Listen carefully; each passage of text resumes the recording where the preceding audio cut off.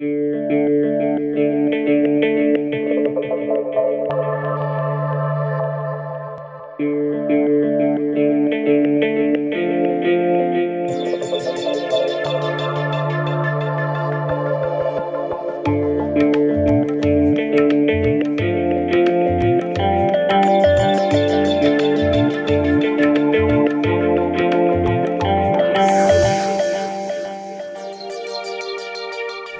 hoş geldiniz diyoruz.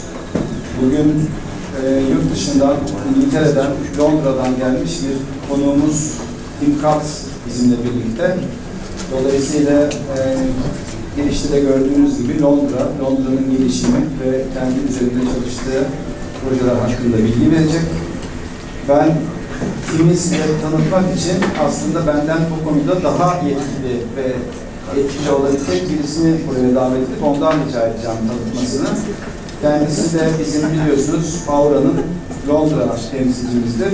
Ayça Ural Cutts.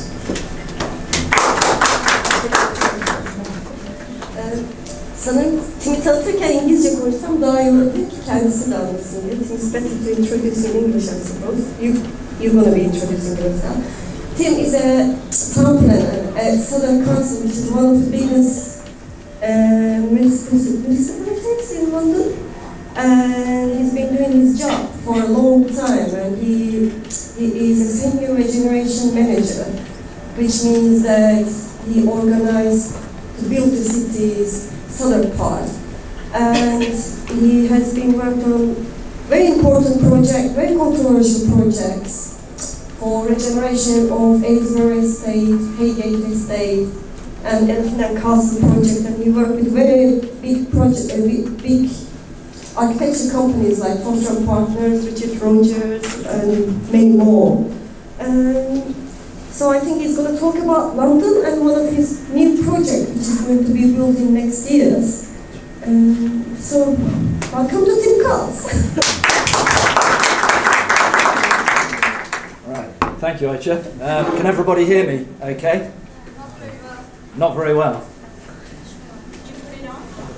Oh. That better? Yeah, okay. Right, good afternoon, everybody. I'm really happy to be here, so thank you to Aura for inviting me. Çok teşekkürler. I must also apologise that my Turkish is not good enough to do this presentation in Turkish. So if you don't understand me or I speak too fast, just put your hand up and tell me, okay? So it's got to be clear for everybody. My presentation today is going to be in two parts. Firstly, I'm going to talk about some of the challenges that are facing London as a city which is growing. That will take about 25 minutes or so, 30 minutes. We'll then have some time for questions. We'll stop for a break. And then in the second part of the presentation, I'm going to talk about the way that we're addressing those challenges at a local level. In the council, the municipality where I work, which is Southwark, and on the plan that I'm working on, which is called the Old Kent Road plan.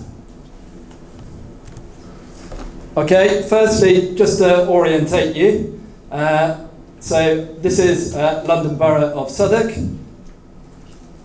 If you've been to London, probably you will have been to Southwark, so Tate Modern, for example, is in Southwark, City Hall and Tower Bridge, and the Shard. It's one of London's larger councils, about 320,000 people, and nearly 300,000 people working in Southwark. Just go back, there are 33 municipalities in London, so this is one of those 33 municipalities. In terms of my background, as I just said, I am a town planner. I've been working mainly over the last kind of 20 years on preparing planning frameworks and master plans for areas within Southwark. So these are plans which guide development, manage development over long periods, so about 20 years or so. And they also comprise planning policies, So if you want to develop land in London, you must apply for planning permission, and the council will assess your application against its policies in the development framework. So these are some of the development frameworks that I have worked on. The one today that I'll be talking about is this one here, Old Kent Road. Just I should say, in terms of London's administration, as well as 33 individual municipalities, there is one strategic authority for the whole of London, and the Mayor of London, so there is a Mayor for the whole of London. He produces a document called the London Plan. We then produce our local plans, and the local plans have to be consistent with the overall strategy in the London Plan. So, challenges facing London then. It's a city which is growing.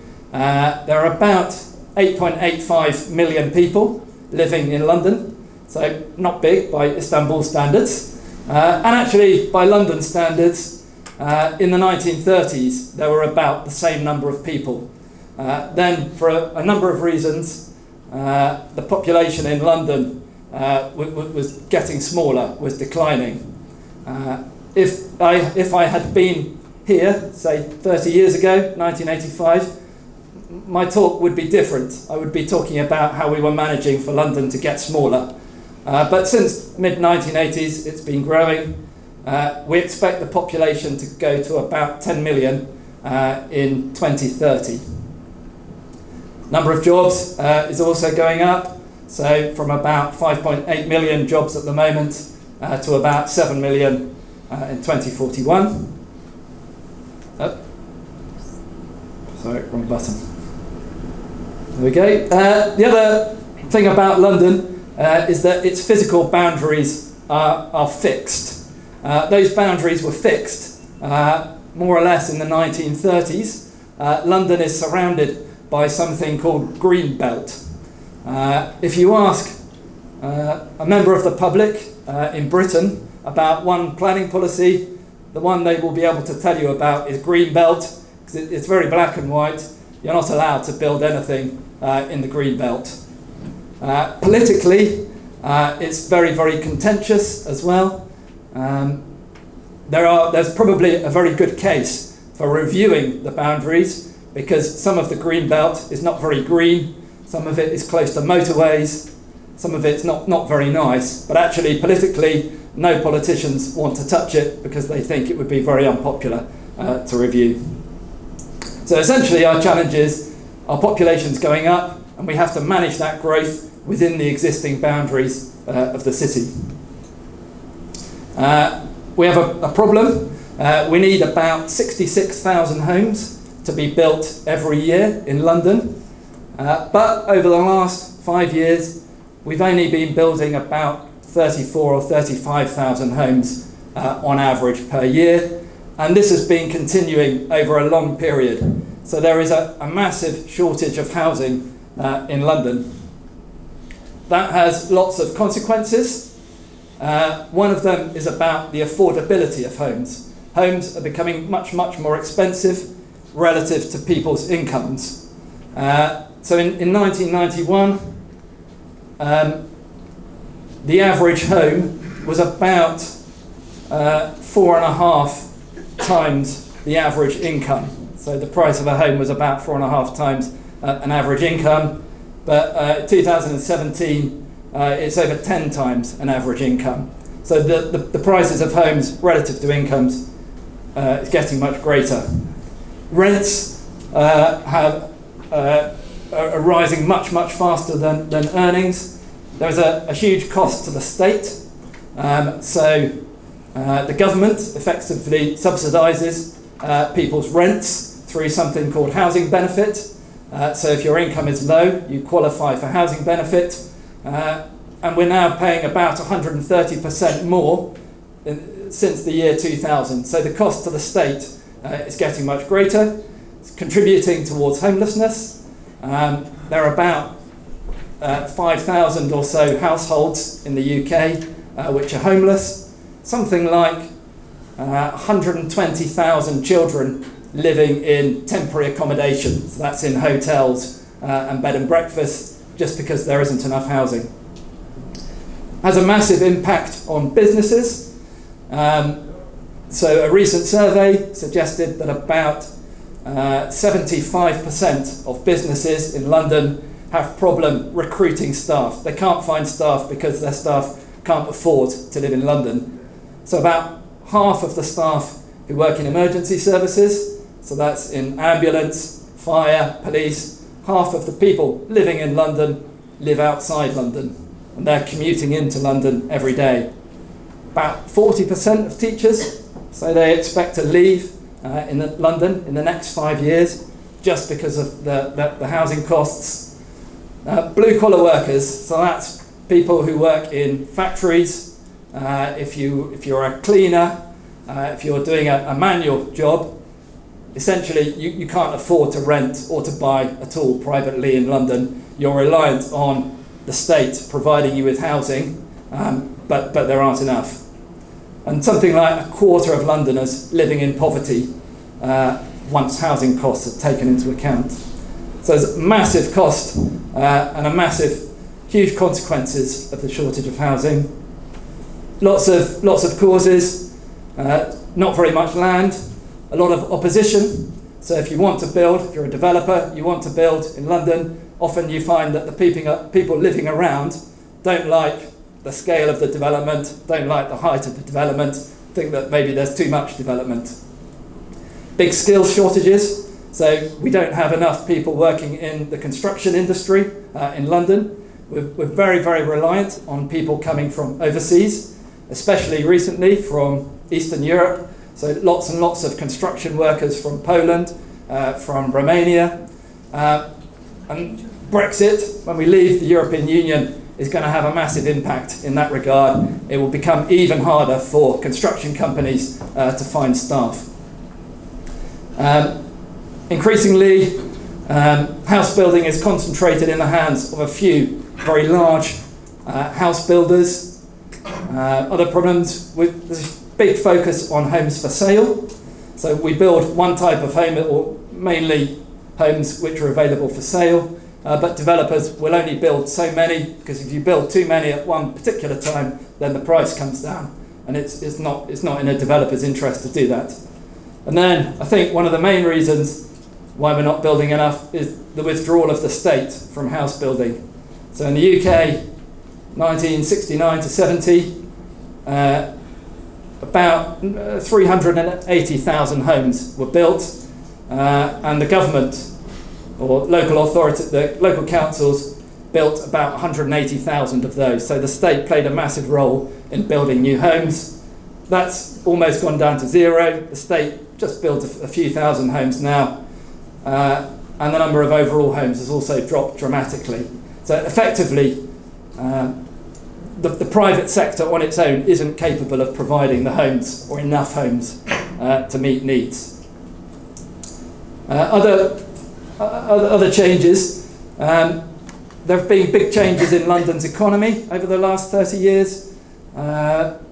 30 or 40 years ago, lots of people worked in manufacturing, for example, but that sector has got much smaller. Many more people now working in professional, financial, scientific, technical, increasingly in digital industries. However, there is still a big need for industrial use, for logistics especially, as we shop more and more online, on the internet. So we need more and more logistics hubs in order to distribute goods around the city. It's one of the consequences of the housing crisis is that lots of land which was in industrial, was in business use, is now becoming housing. But we have to find new ways of accommodating those kinds of uses in mixed-use developments. We've built, over the last 20 years or so, we've become very good at building offices, shops in mixed-use developments. but we haven't really built industry in mixed-use developments on any scale. This is just one example of the way that's starting to happen. This is a scheme designed by Allies and Morrison architects on the River Thames. It's a concrete batching factory, and it's now, that same plant up there is now being accommodated within this residential building. So the concrete batching is taking place at ground floor with residential over the top. The development industry in the past has been resistant to this kind of mixing. I think there's a perception that people don't want to live above an industrial shed. They're worried about lorries, worried about children. But we've got to find ways of reconciling those two uses. Otherwise, increasingly, it will become very difficult to service London's economy if we don't retain some of those uses.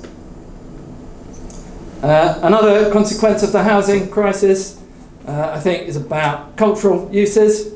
Something like 25% of pubs in London have shut over the last 18 years, and 40% of London's live music venues have closed in the last 10 years. And that's partly because these kinds of venues are being redeveloped for other uses, for residential, for retail. But actually, the music industry is very important in the UK, in London. About 140,000 people working in the music industry, and it contributes about £4.5 billion to the UK economy. And a lot of musicians will start out in a venue like this. So we have to find ways of keeping these kinds of spaces. Retail, changing massively. In the UK recently, lots of these larger retailers have been closing. Increasingly, we're shopping online. And we have to think about ways in which the high street, our shopping areas, will reinvent themselves. So increasingly in London, a high street is not just about shopping anymore. It can't be about shopping. It needs to be about other things as well. So somewhere where you can go and eat in a restaurant, go and meet friends, go to school, go to university. There've got to be other uses which are activating our town centres. At the bottom, that's just a quote from a guy called Mike Ashley, who owns some of the big department stores in the UK.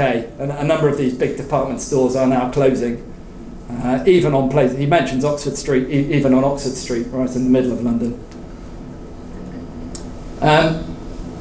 So the character of London is changing. So because of the need to increase population, because of the need to accommodate that in the centre, we're building many more taller buildings than we were previously. By tall buildings in London, we mean a building over 30 metres high. So anything over 30 metres, roughly 10 stories in London, is classed as a tall building. There are about 455 new tall buildings, either with planning permission or under construction in London. But it is changing London's character, so there are more now clusters of taller buildings. Historically, London hasn't been high-rise, most of it has been low-rise, but parts of London are changing. That's not always popular, so there are a lot of people who like the character of London as it is, and don't like taller developments. Health is a big, increasingly big issue in London. So we're not very active anymore. What's this? 1 in 4 women and 1 in 5 men in England are physically inactive. Something like 30% of children who are under the age of 5 are either overweight or obese. So we've got to find ways of designing our cities that enable people to live more actively and which create environments which encourage healthier lifestyles. And the same goes for mental health. So 1 million So that's more than 10% of people living in London have had some kind of mental health problem. And again, the physical environment and the way London's character, that isn't the sole contributor to mental health problems, but there are ways in which we can design our cities which do have an impact on mental health. We're also getting much older. So, what's this? By 2030, 20% of people living in England will be over 65. 1 in 5, 20-year-olds will reach the age of 100. And that's going to have really big impacts on the way that we think about how we plan our cities and how we plan London. So in particular, we need to think about the ways in which people live when they're older. Where will they live? What kind of housing? How do we encourage things like social mixing? So isolation as people get older is a very big issue in the UK. Air quality. The air quality in London is absolutely terrible. It seems like every week in the press there is a news story about a new report about the impacts of poor air quality. Recent report, for example, said that it takes 2 years off your life expectancy if you're living in an environment which has got poor air quality. The UK is being prosecuted at the moment by the EU because the levels of toxicity, toxic air in London are way above UK specifications. So I think in 2017, London breached its legal limits for toxic air in the first 5 days of January. So it's a big thing, and it impacts on everybody in the city, which is perhaps why it's so big at the moment in the press. So whether you're very wealthy, whether you're rich, whether you're poor, everybody is affected by air quality. Of course, we need to think about carbon reduction targets as well, and the Mayor of London has set a target that London will be zero carbon by 2050. So we need then to think about the way in that affects the way we plan cities and our designs. Transport. So, of course, transport and reducing the number of car trips are one of the things that has an impact on CO2. By 2041, the Mayor would like 80% of all trips in London to be on foot or bicycle or public transport. We need to focus new development in the areas in London which are most accessible by public transport. So look at where are the underground stations, where are the railway stations, and those are becoming increasingly the focal points for the most intense forms of new development. And healthy streets. So this is something which is very high up at the moment on the agenda of the Mayor in City Hall. How do we design streets that encourage people to live healthily? Transport for London, which is controlled by the Mayor of London, is responsible for the main streets in London, and then the secondary streets, they're the responsibility of the councils. Transport infrastructure. Transport infrastructure takes a long time to deliver and implement in London and in the UK. Part of the problem is that it's very political.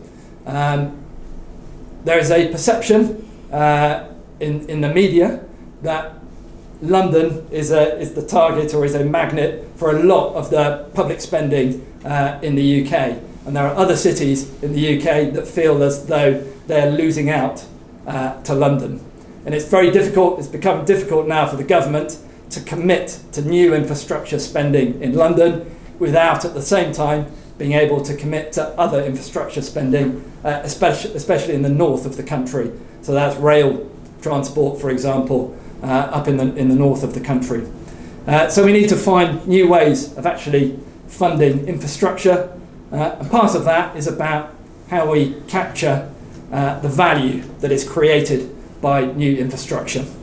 So if the government funds a new, for example, this is the Crossrail 1 underground line or rail line, which is running east-west across London. But by building that, it creates huge increases in value in the areas around the station. Most of that value goes to existing owners who live in that area. So if I own a home, if I own a house in an area which is next to a new tube station, my house will go up in value. That's value which is being created by the government, by the public sector, but actually at the moment we don't have ways of recouping that value in order to help pay for these kinds of infrastructure. And that's a big issue at the moment in the UK. So what we are exploring ways of doing that through example, business rates. So if you own a business space, then you pay an additional tax that will help pay for this infrastructure. There are other things we can do, for example, on tax on housing, for example. But again, politicians, again, there's a tension between what politicians nationally would like to do and what politicians locally would like to do. So nationally, government likes to keep control of where the money is going. They don't want to devolve more power to local authorities. So the Old Kent Road is the project I'm working on at the moment. The Old Kent Road is in southeast London. It's down here.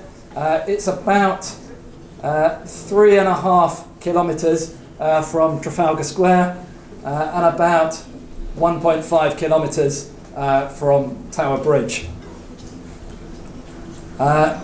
It's very close to central London. So this is an area which is part of the Old Kent Road area, supermarkets, industry, logistics developments, but there aren't many areas like this where you can stand in a supermarket car park and look up at the Shard. So there are very, very, very few opportunities like this in central London.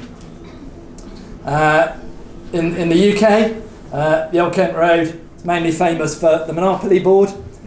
So it's the cheapest street, the first street on the Monopoly board. It's an area, it had a lot of infrastructure. There were big railway sidings, railway depots, big gasworks. It was bombed very extensively in World War II. There was also a lot of housing here. After the war, it was rezoned for industrial development. There was also a perception that a lot of the residential housing was in very poor condition, and the solution at that time to addressing that kind of housing was to pull it down, demolish and rebuild as flats. As you walk up and down the Old Kent Road at the moment, consequently a lot of the land on either side is in retail use or it's industrial use and warehousing. So we're preparing a plan for this area. It's called the Old Kent Road. Our plan is called the Old Kent Road Area Action Plan. This area has got about 35,000 people living in it. There are about 10,000 people working in the area, so mainly in shops, but in also some of the industrial areas and warehousing. It's an area which is about, I think it's about 280 hectares in total. And the Old Kent Road, it's about 3 kilometres long, so from up here, this big roundabout, right down to the boundary of our council in Lewisham. And it used to be, this very historic road was built by the Romans over 2,000 years ago. It was the main road to Kent, it still is, to Dover, to the Channel ports and across to France. This is the growth plan for London.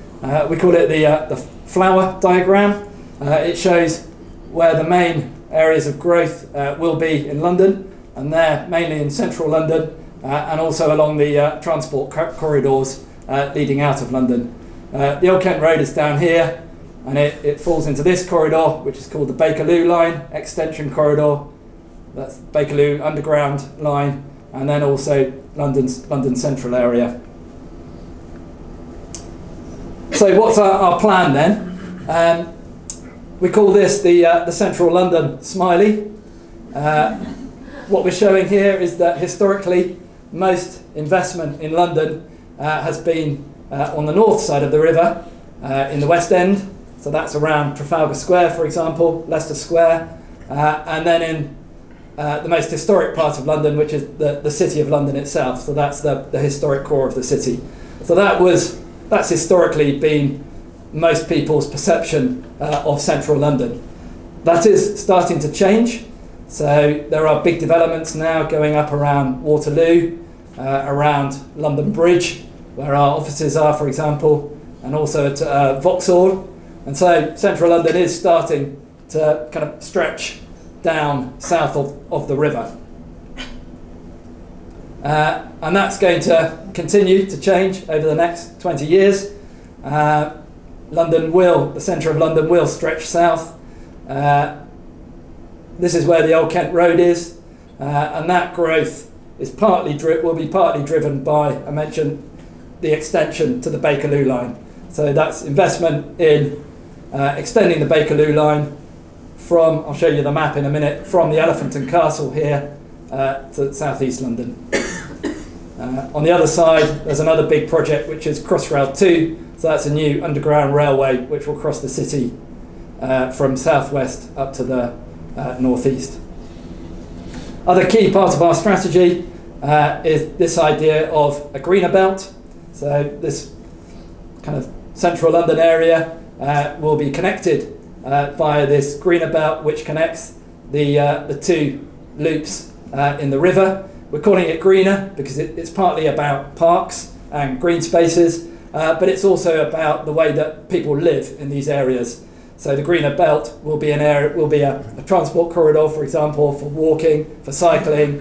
We're locating new community facilities, schools, doctors' surgeries along that route. This is it physically on the map. So the Old Kent Road is in here, and this idea about the greener belt, it extends from a new bridge at Pimlico over to another new bridge in Rotherhithe, and it's about linking linking the river and also some of these key key kind of development areas. It's not a new idea.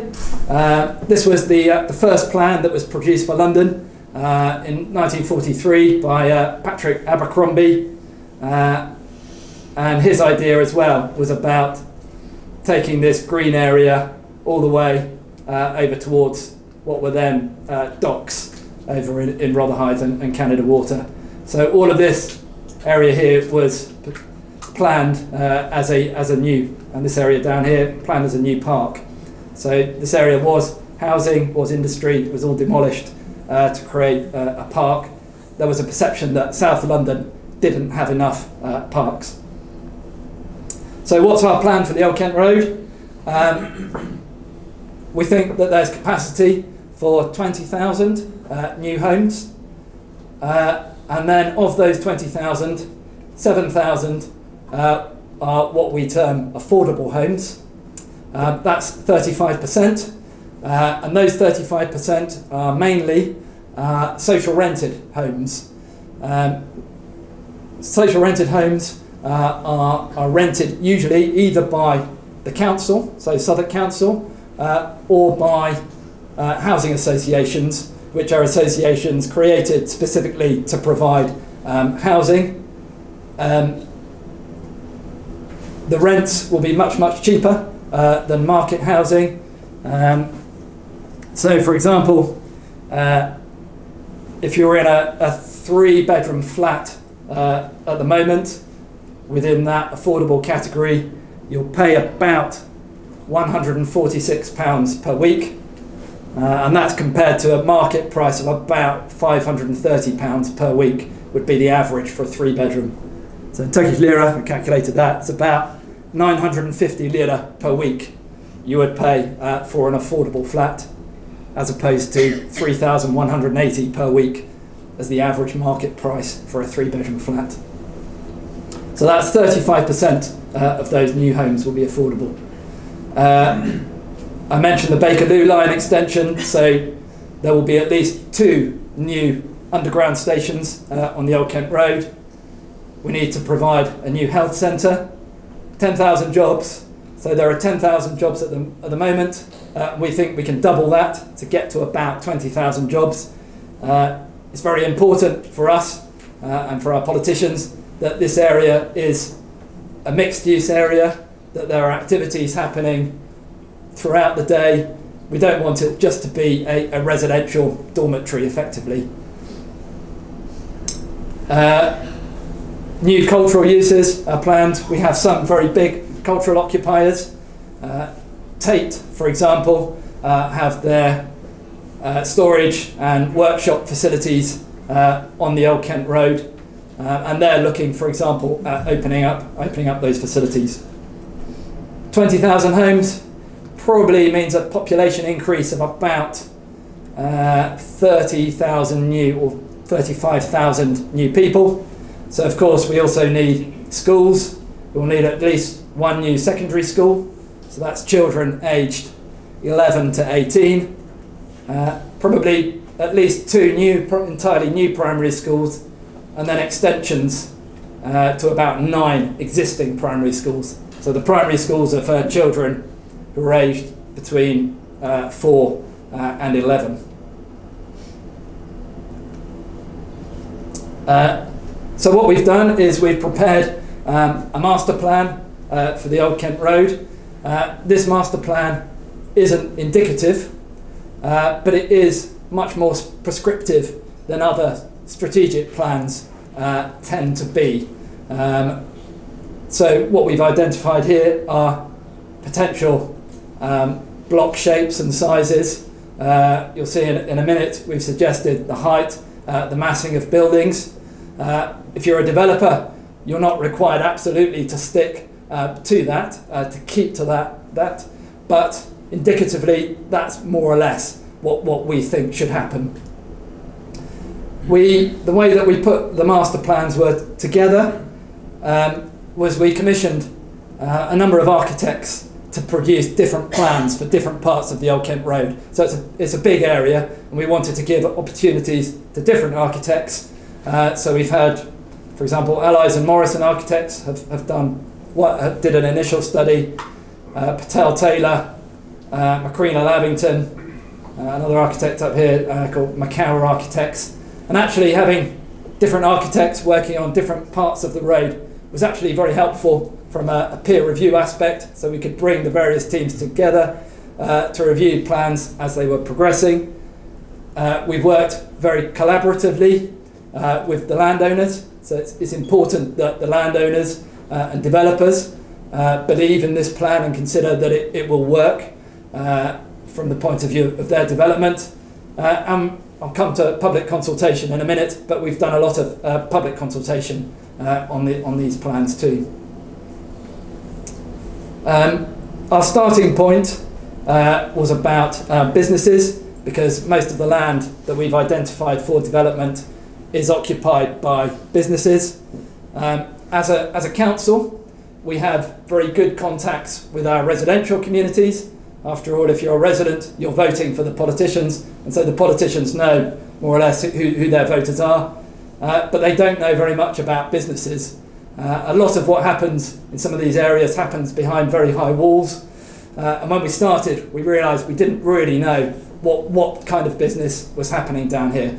So we did a survey to find out what the businesses were doing, why they were there, how many people they employed, what they thought their aspirations for the future and how their business might change would be. But you can see there's a whole variety of different sectors down there, from from retail, from manufacturing, food manufacturing, lots of different things going on there. It's about 800 businesses in all. And then this is our concept diagram for the kind of business space that we want to see redeveloped in the area. We call it a bow tie and half bow tie. This in itself isn't a land use plan, but it's intended to convey the concept of what our strategy is. We call it from laptops to forklifts, so forklift trucks, closer to the Old Kent Road, closer to new underground stations. The land is more valuable. We expect that to be developed for office type uses, so that's more at the laptop end of the spectrum. But then as you move further out, you move towards areas which are going to be more industrial. This area will stay entirely industrial, so there will be no residential development in there. But these areas will be mixed of uses, and that's logistics, industrial type uses in the kind of darker blue areas, and then moving through a spectrum of studios, light manufacturing, lots and lots of artists and creative type businesses around the Old Kent Road. The way that we've identified or shown that in our master plans is that we've been very, very specific in talking about what typologies of business space we want to see. I mentioned before that historically most mixed-use development has been office space with residential. Initially, when we consulted on the plan, we talked about mixed use, but developers weren't sure what kind of business space we were talking about. They assumed it would be an office space. So what we've needed to do is to be very, very clear what kind of space it is. So within the plan, we've set out codes associated with these different colours. So the dark blue, for example, we anticipate will be space for logistics. So in this area, at the moment, it's occupied mainly by logistics firms. They're big sites, and they can accommodate logistics type uses within either underground or within large podiums, which can be wrapped with other uses, with residential use, with smaller offices, or with industry. But we've needed to be very specific about how we anticipate that will happen. We had to do a lot of work with the landowners. Some of the landowners are a bit sceptical, but actually a lot of the owners here, a lot of this land, it's owned by very long-term investors, so pension funds, the Queen's private income or fund own this site up here, and actually what they're really interested in are long-term revenues, so they're very keen to work with us in finding a way of mixing that kind of logistics space which gives them a very long-term income with residential space which potentially they can rent out as well to generate another income for them. But effectively these will be mixed-use developments, so warehousing, logistics space in this example on the ground floor, residential, maybe maisonettes around the base of the podium, and then residential on top. So that's another view of that. So you've got industrial uses here. This podium is could be up to 13 metres high, for example. You can have residential courtyards on top. In this scheme, we're actually anticipating putting a primary school into this development, so that the play area of the primary school will be on the roof, on the deck of the podium, and then residential as well. Culture, so a lot of the existing businesses around the Old Kent Road are kind of creative enterprises. We've had to consider very carefully what the impacts of what we're proposing are on businesses like this. We're very keen that we build on the existing local economy and not push the existing local economy away. So we have requirements, for example, within our plan to either accommodate the existing business within the new development, or to work out how you can relocate that business to an alternative site which seats that business. We require that 10% of new workspace is affordable. So again, through legal agreements with the developer, we can control the rents on that business space to ensure that businesses which rely on cheaper accommodation can continue to operate around the Old Kent Road. And we've done a lot of work working with developers and some of the businesses that own this kind of block to try to get the developers to incorporate, to work with those existing businesses to bring them into their development. Just thinking about town centres and high streets, at the moment lots of these retail sheds along the Old Kent Road, but land now around the Old Kent Road is too expensive to develop just for retail with a lot of surface car parking.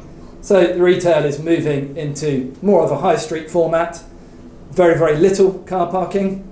A lot of where historically these very large retail warehouses, they would sell washing machines or fridges or white goods. Nowadays, nobody goes to a retail park and walks out with a fridge. You go there, you look at it, effectively it's a showroom, and then you order it online. So actually, moving to more of a high street format is actually working, and it's kind of forcing these kind of retailers to change their format as well. So there aren't going to be any more big retail parks in central London. It's just the land is too valuable. Thinking a lot about heritage. So in the earlier photo you saw this big gas holder. It's now been listed actually by Historic England. So when it was built, it was the first example of this particular geodesic technology, and also the tank. At the time, it was the deepest tank in the world, supposedly, for a gas holder. So both the frame and the tank and the bell, which is the bit that rises up and down, are listed. So that's a challenge, thinking about it's not needed for gas storage anymore. Nowadays, gas is stored in pipes underground. You don't need these, but we've got to think of something else that we can do with it.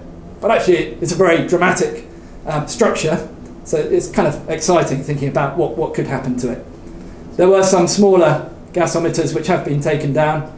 As a council and the developer of one particular site, we bought a number of these, the steel supports, and they're going to be incorporated into a new park.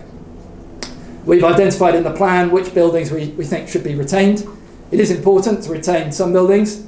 We don't want everything to be demolished because actually existing buildings do add to the character, and they can help shape the character as well of new development. I mentioned at the beginning infrastructure as well as rail. There was the Grand Surrey Canal, which ran straight through the middle of the area. It was filled in the 1970s, but we think actually we can use the development to tell the stories of some of these big kind of infrastructure things that actually have been lost and you can't really see anymore. So we'll come to it in a minute, but we've got an idea for reopening the canal, not as a canal, but as part of the greener belt, so as a park. Parks, obviously important, with 30,000 new people moving into the area. We need to provide new parks for people. There are some very big parks nearby, Burgess Park, Southwark Park, but actually these are already really well used, and they're kind of almost at capacity as it is. So we need to provide new open spaces. So I mentioned the Surrey Canal. So this is the first of the kind of larger parks. So the canal was filled in and industrial uses were built over it. And our idea is, through our master plans, is to open this up, then to create a new linear park that runs along the alignment of the canal there. Likewise, the gasometer, we would like to, this is the listed gasometer, we would like to include that within a new park. So that's what it looks like today. And then this is our master plan for incorporating the gas holder into that new park. We've called it Livesey Park. George Livesey was the person who built the South Metropolitan Gasworks. And we've had some ideas about what we could use the gasometer for. Interestingly, this is the Royal Albert Hall. So it's taller actually than the Royal Albert Hall. And it's not too dissimilar in terms of its footprint either. So these were produced by Patel Taylor Architects. So one idea is to lift the gas bell up and then fill in the tank and use it at ground level as a space which could be for concerts, it could be for sports, or a more ambitious idea there, so to dig out, to utilise the tank and put effectively 3 stories of development into the tank.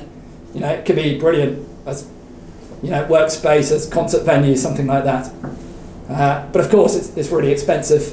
So for anything like that, we need to work out how we're going to pay for it. I mentioned schools. So we've identified land for a new secondary school, and then primary schools, showing which of the primary schools we think should be expanded. So we've done some work on secondary schools. So the school that we're thinking would have about 1,260 students, aged between 11 and 18.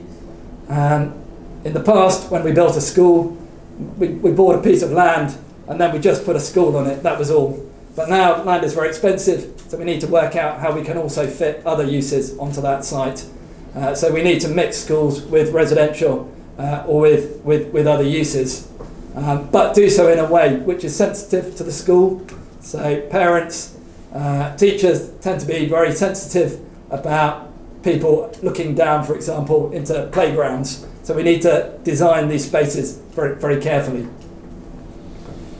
Sports centre, so we need more places where people can do indoor sports, like here, badminton. So there'll be a new sports centre built in the first phase of the development.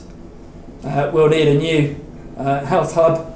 So this is doctor surgeries and so forth, probably about 3,000 or 4,000 square metres, providing new doctor surgeries to meet needs of a new population.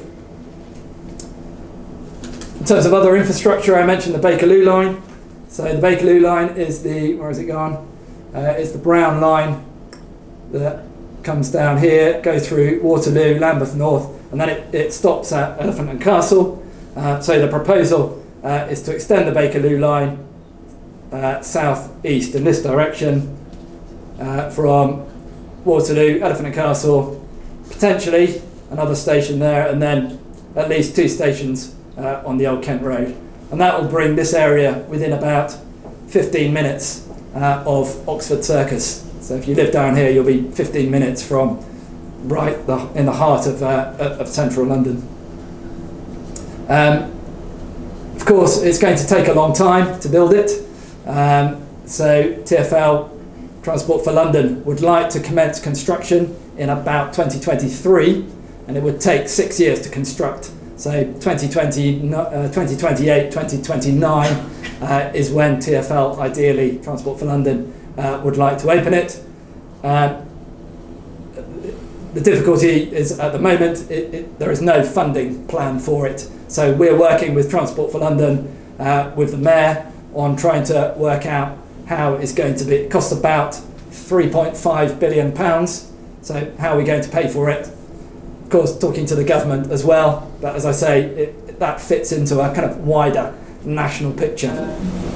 Working with Transport for London, we think we can build about 9,500 homes without the Bakerloo Line. To build the full 20,000, you need the underground, which gives a huge change, makes a huge change in the accessibility of the area. So essentially, with Transport for London and the Mayor, we've worked out a phasing plan, so showing which sites we anticipate could be built in a first phase of development, and then where the phase 2 sites are. On the phase 2 sites, the developers won't be able to start building those until the construction contracts for the Bakerloo Line have actually been agreed, which may be around 2022, something like that. So the Transport for London and the Mayor have some control over when these new homes will be built.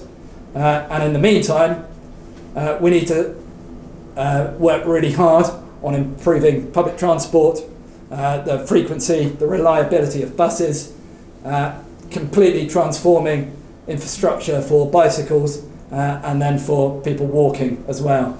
So we've been working very hard with Transport for London on redesigning the Old Kent Road, putting in segregated cycle lanes on either side of the road, continuous lanes just for buses, and then this actually reduces the capacity for general traffic. But it's really the Old Kent Road at the moment it doesn't feel like a very safe place to either walk or to cycle. It's not a very attractive environment. So part of what we need here to do here is to completely transform the way the environment works. Tall buildings, I mentioned, it's possibly the most contentious part of the plan. This is a view from Parliament Hill, which is in Hampstead, looking towards the Shard there, which is under construction, and the Old Kent Road is kind of somewhere down there in the background. There is no master plan for tall buildings in London. London's skyline has evolved over a very long period of time through the work of numerous architects and numerous plans. However, it is important that the London plan, and as planners, we do set out very clear expectations about what we think the right locations for taller buildings are, and then the design and the height of those buildings. And the London plan essentially says that the clusters of tall buildings that they identify are in the town centres, or the centre of London, which is the yellow bits, the most accessible areas, which are the orange ones. So that's most accessible by public transport. So if you're by underground or by rail, and then also opportunity areas. So the London plan identifies opportunity areas which they see as being the most significant locations for growth in London. There are about 600 buildings over 30 metres high in London. Most of them are in the town centres and in those locations which are accessible, and increasingly the clusters are identified in those areas. So these are the clusters. 2018, the Old Kent Road has now been added to that.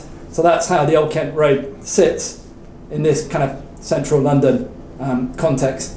But there are a lot of questions about whether there should be tall buildings on the Old Kent Road.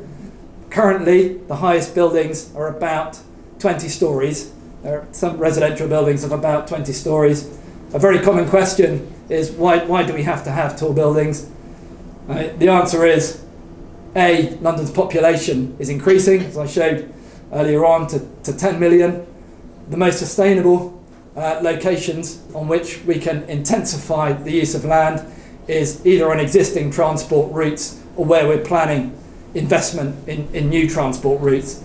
And that's why we think actually the Old Kent Road is the right area for tall buildings. But of course we need to manage the way that happens. Just looking at the evolution then of our strategy for taller buildings, essentially we started out by mapping a series of overlays. So starting with, for example, heritage assets. So we need to think about the way that tall buildings affect buildings which are either townscape, really important in the townscape, or which have historic or architectural merit. So think about the setting of those buildings, because we looked at mapped existing building heights. And then public transport accessibility. So in London we have a way of measuring accessibility by public transport. We call them P-TALs. So there's a map of London that shows you how accessible your area is. This is the existing map, so the red areas are the places which are most accessible, and the blue areas which are the places which are least accessible. This is the existing, with new underground stations. Essentially all of this area will turn red, so it will be a very, very location which is very accessible by public transport. The London View Management Framework. So I said effectively there's no master plan for building heights in London, but there is a view management framework. So this is established by the Mayor of London, and effectively it protects views of St Paul's Cathedral and Westminster Palace from views which are either very established views within parks, or they're historic views where people have been looking at the view over hundreds of years, painted it, etc. And as I say, they're generally either of St Paul's Cathedral or Palace of Westminster. Of course, the way that the view management works is that it protects buildings against building in the foreground of that view, but then also you need to consider the background of the view as well. So what happens behind St Paul's in the view. So we've needed to model our master plans in 3 dimensions to look in particular at these important views. So this is the view from Parliament Hill, which I mentioned in Hampstead. It's looking down towards St Paul's. It has the Shard behind it. When the Shard was first approved, perhaps the most contentious aspect of it was its impact on the setting of St Paul's Cathedral. I think at that point the government decided that this building here already has a very detrimental impact on St Paul's Cathedral, and you couldn't make it much worse. This is where the Old Kent Road sits, so it's kind of off to the side from that view of St Paul's. These are local views, so these are views which are established by the council, not by the Mayor of London. There are a couple of really important views within Southwark. So one of them is this view. It's from a cemetery looking towards St Paul's Cathedral. I should say that all of these views, they have to be on public land, so you can't protect an individual's view of St Paul's from their house or their flat, but you can protect views from parks and open spaces, for example. And then, of course, there's having established that we think actually this is the right location for tall buildings. It's then managing the way that process happens. This was all of the sites here are in different ownerships. So each colour denotes a different owner. And one of the challenges in the Old Kent Road is that there are lots and lots of different owners. And our role in the council has been to try to coordinate the different owners, the different developers, and also ensure that we arrive at a policy and at a scheme which is actually coherent and which isn't overdevelopment. So this is where we started. When you talk to developers, they'll talk to the council, but usually they don't like to talk to their neighbours. To an extent, they think they're in competition with neighbouring developers. So part of our role has been forcing developers to be open about what they're doing, to talk to their neighbours. We've done a lot of work with the developers using models, and our role has been essentially to try to rationalise this, which essentially in this slide is a massive overdevelopment. We've had a few workshops with developers. We've used different ways of telling them that there was too much development on their site. So these are the existing clusters of tall buildings on the Old Kent Road. They're all designed as compositions. They were set pieces which were supposed to be viewed from different angles. They all had some open space around them, signified by these chopping boards, and they were designed as compositions in the landscape. This is what initially we were was proposed to the council, and we said to the developers that effectively, this is just a jumble. You've got orange juice next to mango juice next to, and things are all over the place. So our role has been to try to work this into something that actually is coherent. And if we don't do that, that's kind of what we end up with. We end up with a city that you can't see the sky anymore. We've also done a lot of technical studies, so looking, for example, at the impacts of wind, microclimate, and overshadowing, sunlight and daylight. The strategy within the plan is to focus tall buildings on what we've called the stations and the crossings. So new underground stations up here, down here, and then this is the main road junction on the Old Kent Road and the place as well where the park crosses the road. And what we've tried to do is to identify effectively 3 tiers. So the tallest buildings will be kind of 35, 40 stories. There's a tier 2, which is about 25 stories, tier 1 up to about 15 stories, and then lower around them. So we've been fairly specific with developers about how much development they can put on their site. We've needed to be specific because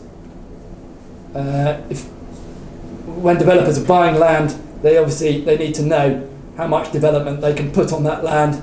If they assume too much development, then they pay too much for the site, and effectively the development stops, and we get into a big conflict.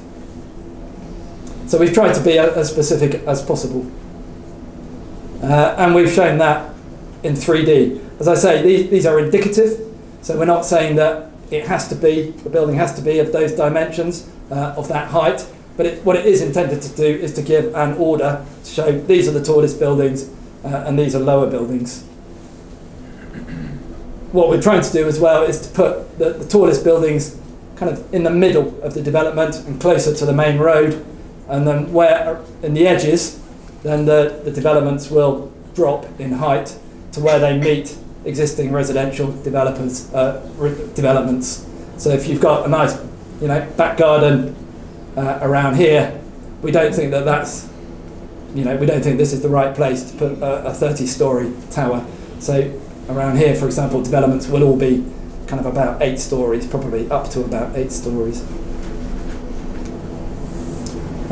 We've done a lot of consultation, so we've done 2 big rounds of consultation. We established early on a community forum. So that was a forum in which local people, local businesses could come together with the council, with developers, landowners, and we could explore a vision for the Old Kent Road. What kind of place should the Old Kent Road be in the future? What are the things that people like about the Old Kent Road at the moment? What do they think should be kept? And then where we think there's room for improvements. In the community forum, we used that to explore different themes. So we looked at open spaces, we looked at transport, we looked at high streets. So looking at where we think the right locations are for those kinds of land uses. We also thought about looked at scale, and interestingly, I saw you've got some Lego at the back. So we did an exercise with our community forum in which we asked people to distribute. Do 2 options, either distribute 20,000 homes or another option of about 10,000 homes. So where do people think is the right location for the tallest development, densest development? Where do we need to keep developments lower? What are the right locations for open space? And we use that fundamentally then to inform the master plans. First round of consultation, about 1,300 people responded, and most people actually agreed with our strategy. We did then a second round in 2017 and early 2018. Again, we used our consultation forum. We organised heritage walks, for example, around the Old Kent Road. We did workshops. We did lots of visits to businesses. We're not very successful at getting businesses to come to our workshops. We find we have to go to them and talk to them about what they would like to see in the area. And we did a lot of work with primary schools too, and secondary schools. Younger children and students are often really enthusiastic about the way that that area will change in the future, very optimistic, and have really good ideas actually about what they would like to see in the future. Bearing in mind this is a plan which is 20 years, it's actually important to involve young people because they're the people who are going to probably benefit the most from the way in which the area might change. That's just some images from those school visioning workshops. And actually a lot of schools, they incorporate this into their syllabus. So they have geography lessons, for example, and they use this kind of planning work then as part of the syllabus within their schools. Again, just some of the consultation analysis. No surprises. Most people like the idea of the Bakerloo Line extension, bringing the underground towards the neighbourhoods. Most people agree with the housing strategy and the plan. Our strategy around cycling, walking. But the thing which is most controversial is around tall buildings. Here it's about 40% of people were opposed to our plans. They felt buildings were too tall. 40% thought it was okay and it would work well. And you get kind of 20% in the middle. And that's pretty typical actually of other consultation events that we've done in other parts of the council. You'll find some people like tall buildings, some people don't like them, and there are a few people in the middle. If people don't like tall buildings, often it's very difficult to convince them that tall buildings can be a good thing. Other things, we've introduced a new website. Web address is up there if you want to have a look at it. And we're introducing a new consultation hub as well. What residents tell us is that it's very difficult to find out what's happening in the Old Kent Road. The council is producing plans, developers are producing plans. It's difficult to make sense of how the whole thing works together. And so what we're trying to do through the website is to give people a better understanding, make people more aware of what is happening, and make it easier for people to find out. So this shop unit, which we're converting at the moment into a consultation hub, will be somewhere where you can go to find out about what's happening. You'll be able to talk to council officers like me. We can use it to host consultation events, exhibitions, and local people can hire it as well or use the room for their own to do consultation as well. And now we're starting to get planning applications.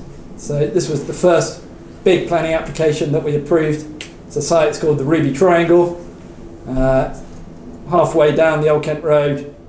It includes a new sports hall there, which the developer is providing for the council and providing a long lease for the council. There are about 6,000 square metres of business space, of which some will be rented to an existing creative and artist studios provider. It's got this scheme has got 40% affordable housing.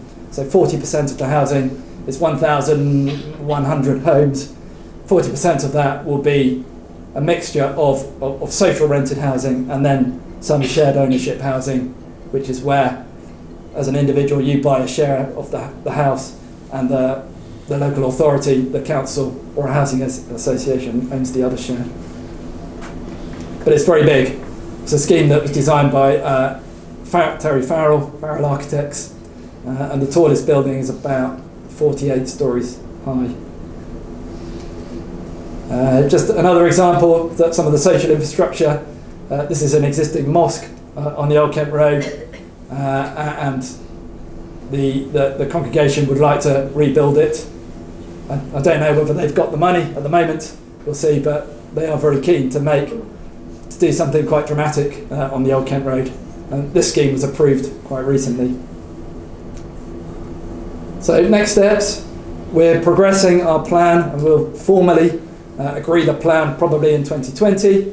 We're continuing to evolve our master plans, doing lots and lots of community engagement, making the case for the Bakerloo Line to government, a lot of promotional work around that, And then where we do own land, using that as well to help deliver some of the elements of the plan that won't just be delivered by the private sector, such as schools, such as health facilities, and the parks. So there we go. That's the end of my presentation. If you have any questions, feel free to ask. I do again. Thank you very much.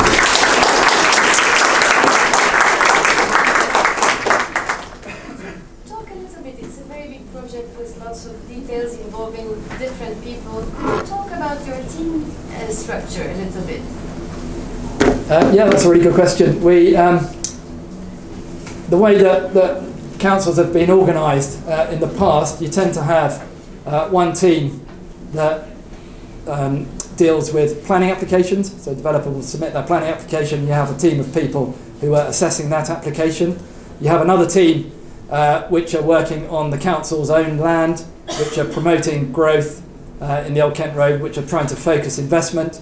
And sometimes you can get a disconnect between those two teams. What we've done in the Old Kent Road is to combine the kind of regeneration functions of the council and also the planning application function.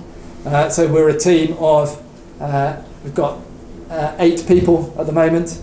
And we do a range of things. So we deal with planning applications, so we're assessing planning applications.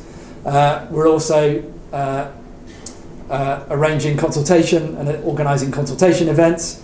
We are leading on the council's own land, so where we do own land, we're kind of analysing and exploring how we use that land. So we're trying to do kind of everything within one team. But we're about, 8 or 9 people. And how do you judge architecturally what's going to happen around that area? So we, in London and the UK, there's quite a kind of a rigorous process for the information that you have to submit with your planning application. And usually the way it would work is that there would be a very long process before you actually submit the planning application. So the council would want to sit down with the developer and look in much more detail at design, townscape, impacts on heritage, for example. We have something called a design review panel. So each council in London will coordinate a team. Usually they're either local architects who are based in Southwark, or there'd be some people from local businesses, for example, but usually people with some understanding, or academics. And the developer will present their proposal to that design review panel. The review panel is completely independent of the council, and they'll give their recommendations back to the council. We also have a committee of local architects who look at specifically about conservation areas and heritage, and then it's about using that advice that we get back. Within the council, we also have our own design and conservation team, so we'll work very closely with our design team to make sure that we get the design right. But usually, before you submit the application, it might take, for example, 1 year to work through the pre-application process before the council is comfortable that it will be able to grant planning permission in due course. Thank you. First of all, thank you very much for your presentation. I just want to ask that, are you really convinced that the people and humanity is growing and London as a city has to grow? But for example, when we just walk through the north side of the city between the tall buildings and really amazing pieces of the architecture, I feel like I am walking through the architectural magazine and every detail is really incredible. But when the sun goes down and just only at the night time, I only follow the traces of the life is going still between the lighting elements again in the architectural stuffs. And as you said that that part of the city is not that much planned, master plans. But as I remember, for example, when I was 10 years old, I just only see as a Big Ben, for example, as an image of the city. But right now, at 10 years old, children also see this city of the image is kind of one of these tall buildings. And I just only wonder about what is your comment on it. This kind of image of the city can be a dynamic thing that can be changed or layered during the time and the age, or should be more stuck on some more historical and heritage images of the city? It's a mixture of the two. So some monuments are protected. So Big Ben, which is part of the Palace of Westminster, that does come within the London View Management Framework. There are some very important views of the Palace of Westminster and Big Ben, for example, from Hyde Park. And Historic England will look very closely at impacts of any development that's in the Old Kent Road in the background of that view to make sure that you don't get buildings projecting into that view. So those elements of the city are very, very controlled. But in other areas, it is much more dynamic, and areas do change. I mean, interestingly, the Old Kent Road is even within people's memory, it's a place which has evolved massively over the last 20, 30, 40, 50 years. It's been through a huge process of change, and a lot of people say, well, this is a continuation of that change. There was never a point where the Old Kent Road was, an amazing place. We want to keep it that way. It's an area which is changing, and what we need to do as planners is to help manage that change, to make sure it happens in a way which is good for the city and which is good for the local population. So if I see the results of your participatory process, I see there's a strong backing for the Bakerloo extension, and this is indeed the highest backing is for that, and the lowest backing is for the tall buildings. But indeed, in your concept, they are strongly interlinked. Yeah. You need a Bakerloo line in order to be able to build the tall buildings. So this is a very typical, let's say, not in my backyard type of reaction, I guess. But do you see a kind of, some failure in your strategy of mediating and communicating in your process? So how was your participation process designed? When did the people start, getting involved with it? So I see in this rather the necessities of the larger metropolitan area. So you need to densify for London, and you need to diversify, you need more waste use, etc. So that idea is understood well, that makes you think. But sort of not all kinds of ideas which are deduced from the greater metropolitan area idea, when they are applied to the smaller area of the Kent Road, they are obviously not well understood. So how would you mediate that, the reasoning in the different scales? Yeah. We've tried to, I suppose we've tried to organise the consultation around those different scales. So there is one conversation that is happening, with the mayor, about London as a whole, but then we've also worked quite hard with local people on individual streets in individual houses. So as well as asking a developer, for example, to go to our design review panel, we say, can you go to number 34 Glengall Road, and there are 10 neighbours in that street who want you to come and sit around their dining table and explain to them about your scheme, and talk to them about your scheme and how you might address their concerns. So it's operating at very different scales. In the one sense, local-wide, and another sense, just literally around a dining table that's not much bigger than that. And that's often actually, it's a way of enabling local people to engage in a way which is much more personal, much more intimate. There are lots of people don't like going to a big meeting like this and asking a question. They're much happier about if you can talk to them about it in a much smaller, more intimate setting. So the resistance for tall buildings will remain there. So you pursue it. In some instances, we have been able to address it. Fear, I suppose, about overshadowing impacts of tall buildings, impacts on the sun path in people's back gardens. So what we've said to the developers, well, you must produce sun path analysis and then go to those neighbours, that street, and show them what the impact is. And actually, a lot of the time, you can reassure people that it isn't going to be as bad as they think it is. And also, I think it helps build trust between local communities and developers. If you can talk to the developer about it on or the architect on a kind of one-to-one level.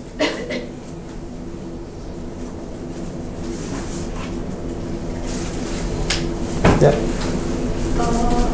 As far as I know, in London, people are mostly pedestrians. They don't use cars. So when you decide where to put high-rise buildings, do you also calculate the daily pedestrian usage for the transportation or for like daily use?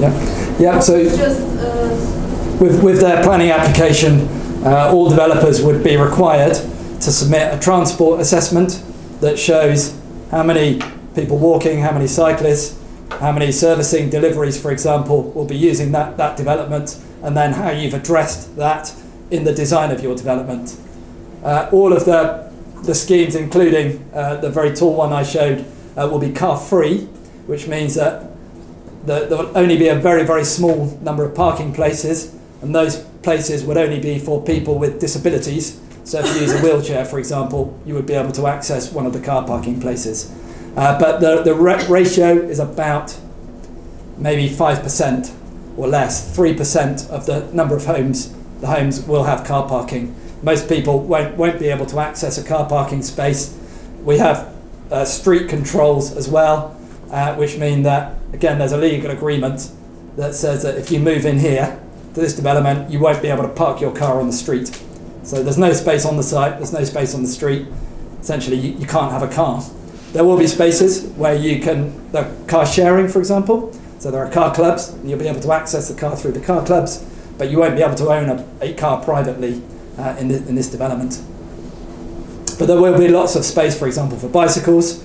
The scheme that we looked at there, they've got lockers, for example, and Brompton's bicycles. So if you live in that development, you'll be able to rent or to use a folding bicycle, which is stored in the locker. You'll be able to use your own bicycle in the bicycle storage.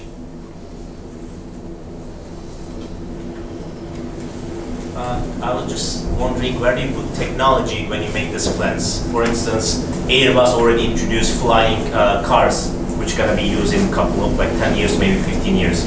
Or Elon Musk's boring tunnel, which going to go under the cities, lower the traffic congestion.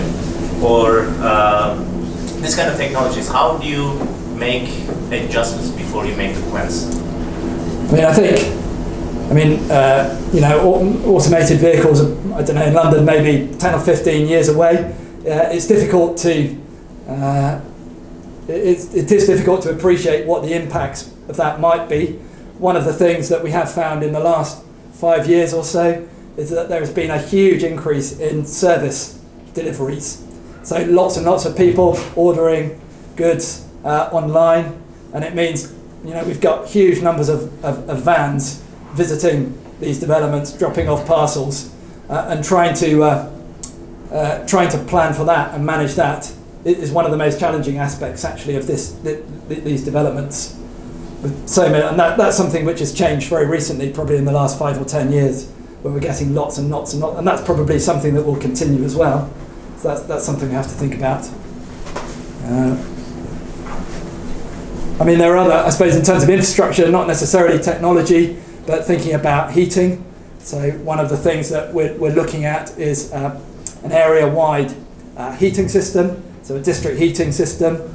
So rather than every development having its own heating system, we'll connect all the developments we've got a big waste plant quite nearby that produces heat. At the moment, most of that heat isn't used, so new developments will be connected eventually into a network to the waste plant. Broadband, the internet is a big issue.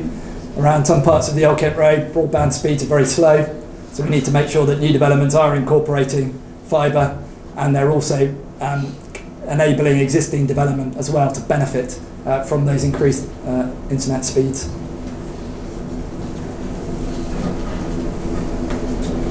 You said that there are about 33 districts in London, or municipalities, and each is going to produce their own master plan, as you presented today. That your master plan covers certain area, certain district of London. There are many of them, actually. If each district is going to produce this kind of master plan, most of them includes tower buildings, tall buildings.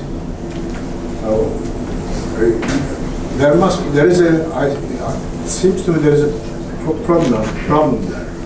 If each municipality acts or produces their master plan individually, without referring to the larger context, at the end we will end up with a metropole which is full of problem of visual qualities, accessibilities, all those infrastructural issues.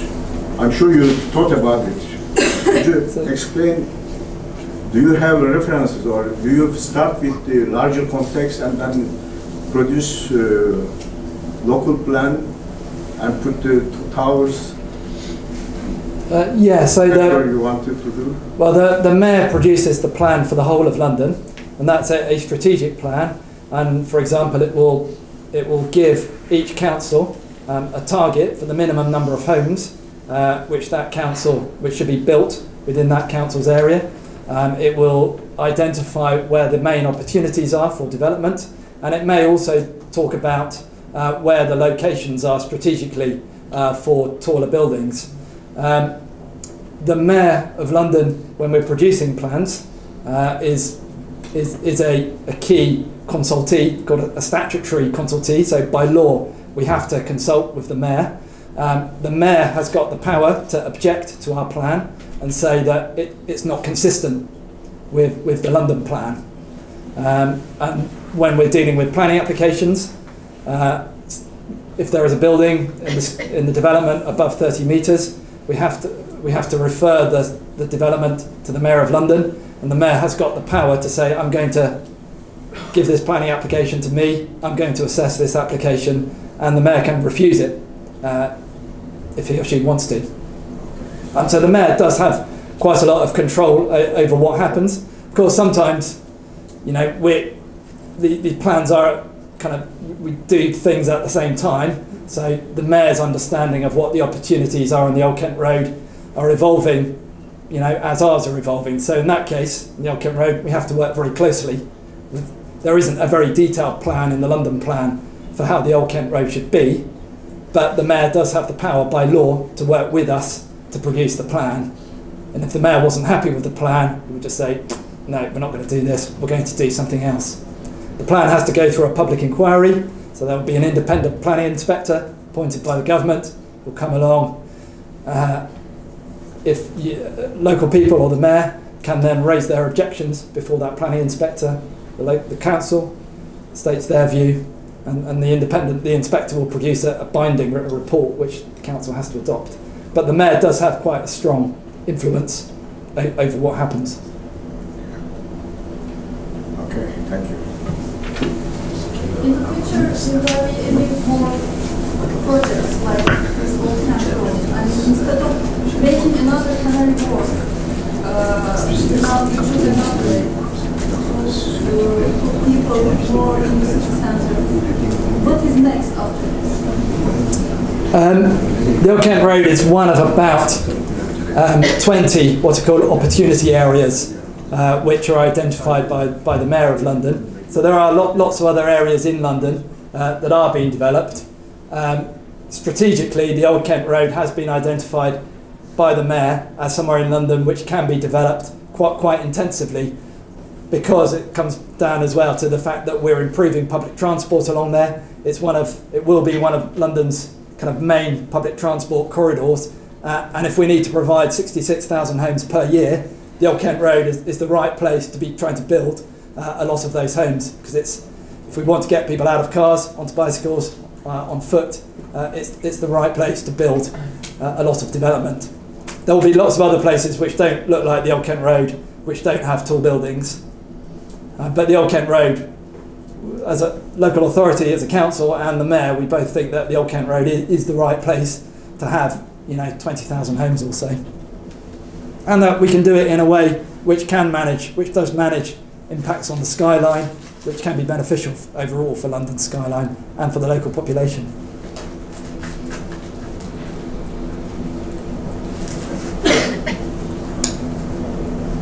Maybe we should draw things to a close, Kuruta. I mean, I'll be around afterwards if people want to have a chat or ask more questions. Last question? Just one more, yeah. I mean, you are more or less also aware with the situation in Istanbul. And I think so, both cities are in scale and in kind of program are quite similar, not only in the metropolitan scale, but also in district scales. Just, you know, when you were talking about your projects in Old Kent Roads, I was thinking of several areas in transformation in Istanbul as well, which have similar programs, similar scales and so on. So, and there are indeed also lots of, particularly this whole emphasis on the not zoning, but this mixed-use type of densifications, I think is a very key concept, which also is, I think, needed in Istanbul for everything. So which way do you think could both cities learn from each other? So, did you make any kind of, develop any kind of ideas in that respect? I mean, Istanbul is an incredibly dynamic city. And whenever I come, I see development going up everywhere. And sometimes there doesn't seem to be a rationale. So, you know, we go to a place down the highway and there's huge office developments going up there. And I think, wow, how can people, how can they attract so many office users into that development? And that dynamism is kind of exciting if you're a planner, because it, you know, and some of that, it would be good to see. There are some parts of London which, you know, nobody wants to do anything other than residential development. I think in Istanbul, the fact that the city and the economy has been growing so strongly creates a huge opportunity. So, some of the downsides that I see in Istanbul are that all the developers are kind of trying to do the same thing. So you have a little retail development, or you have a retail shopping centre, you have some office space, you have some residential above that, and the next door developer does that. But often the sites are not very well connected. Günün sonunda tabii 2 tane teşekkürümüz var. Bunlardan bir tanesi bugün bizim katkı sağlayan Stoneline firmasına, burada gördüğünüz gibi. Çünkü bildiğiniz gibi çoğunun Aura bir sosyal sorumluluk projesi. Dolayısıyla hem buraya gelip de konuşmacı olan kişilerin bize katkısı hem de yine firmaların katkısı önemli. Bugün aslında enteresan bir şey de oldu. Orhan Bey de bizim 10 Kasım konuşmacımızdır. Cutts'ı da bugünkü konuşmacımız. Dolayısıyla 2 tane Cumartesi Aurası bu dönem konuşmacısı da bir araya getirmiş ve birbiriyle diyalog içinde görmüş olmak çok hoş. Ben öncelikle Stoneline firmasına bugünkü katkıları için, eğer Levent Bey burada ve yakınlardaysa bir teşekkür dairesi almak istiyorum.